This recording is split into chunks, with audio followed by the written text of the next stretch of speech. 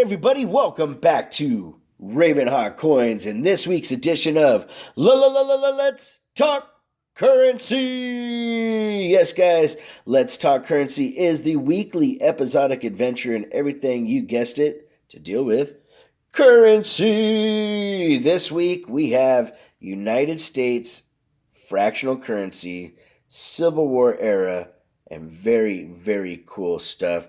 This one here is a regular fractional note, and this one here is called a postage fractional note.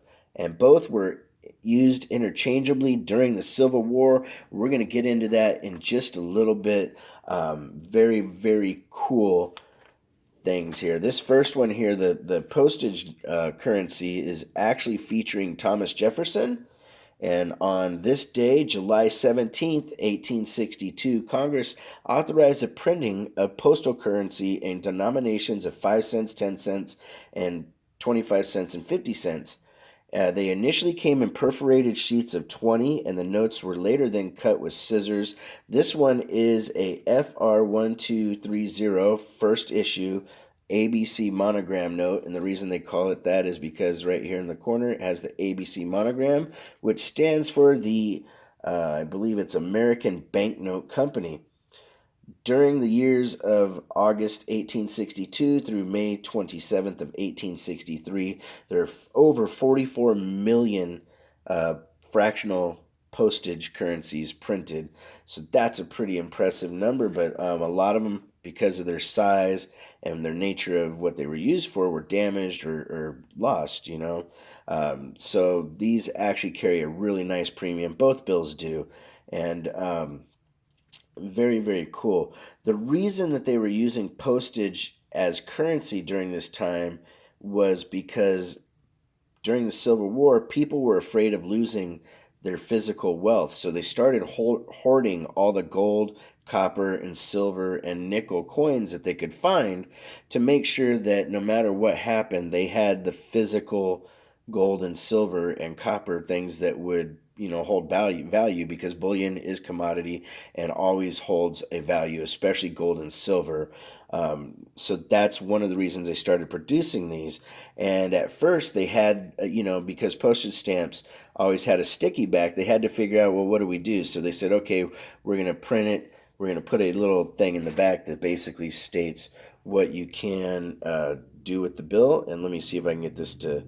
All right, so there we go. It says exchangeable for United States notes by any assistant treasurer designated U.S. depository in sums not less than $5 receivable on payment of all dues to the United States less than $5. Act approved July 17th, 1862. And this is a really cool little piece of history that I'm very happy to own.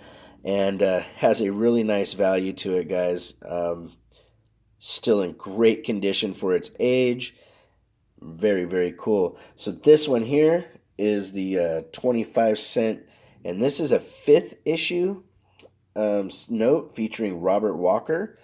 This is a decent example of what you can find, and for values, this is probably more in the neighborhood of a 60 plus dollar note, maybe a little bit more depending on what it would grade at. And I'm not a professional grader, so I'm not going to give it a grade right here, but we will in future videos make a video discussing how to grade your notes for yourself. So right here you can see this note is exchangeable for all United States notes by the assistant treasurers and designated depositories of the United States. And so basically same thing. It's hard to read, so I'm just going to leave it at that. But basically the same message is that, payable to the bearer upon demand.